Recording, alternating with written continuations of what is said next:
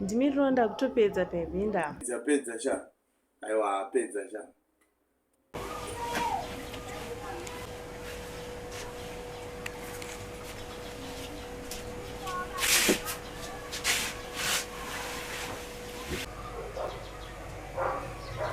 Wabuda we. Zvaita. Wabuda. Icho.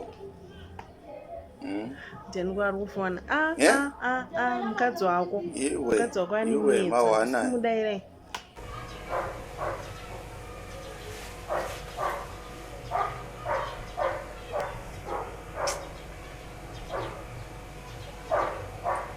Daira. Achifona naye. Kwate.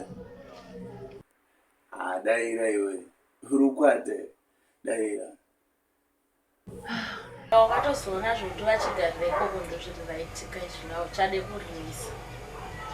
Makatogara mangotora masutikesi nemamunakacho nehembe zvese tongoziva kuti vatoenda. Ndizive kwaari ndimufonerei. Vavati havana kudzoka kumba. Kureva kuti variko bhandi. Mukabva matsvaga munhu mukuru kwemwana mudiki. Kana kuti havana kuuya ikoko kuti. Si zvangu indisi handizive kwaari. Mufonerei mumubvunze iye kuti uri kupi. Kuti warara kupi, otherwise handisi kuziva.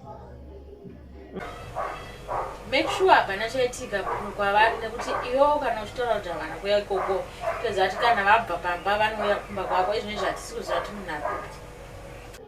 Kwaari ikoko ndokwaari toda kunge ari ikoko. Mukuzvinetsereko. Ndiri kutoda kubvunza izvi kuitira muno muSouth Africa vanhu vari kuurayiwa vanhu vari kuita sei. Imi semwana wevanhu haasununguke. Maita kunge ari mujere kudaro. Vamwe akatorara zvake kuout neboys. Kutoenda kwamafanisi handi kutoona kunge ndikutoseka newe. Handisi kuseka newe, pane vati kutaura zvelife upenyu hwemunhu. Jokes zvangu gulesi. Jokes ka. Ari kunoko. Mungatostroka ka. Mungatostroka kutofenda chaiko. Sorry zvenyu gulesi. On behalf of murume wedu, sorry zvenyu. Next time tichakutaurirai kungoti zvakazongoitwa takazongofarisa. Okay. Anyways, ndakandauziva kuti vari kupichetera. Handisi kuda zvokurwa newe kana kuti simba rekuti ndicharwira mumwe munhu. Handisisina mazuva ano. Tokupai mablessings. Ndakutoda kuti muchitoita friend yangu tongoziva kuti mashamwari yangu. Kutanga rini? Imimi chai. Kutanga rini zvinhu zvinotongotanga kutotanga nhasi.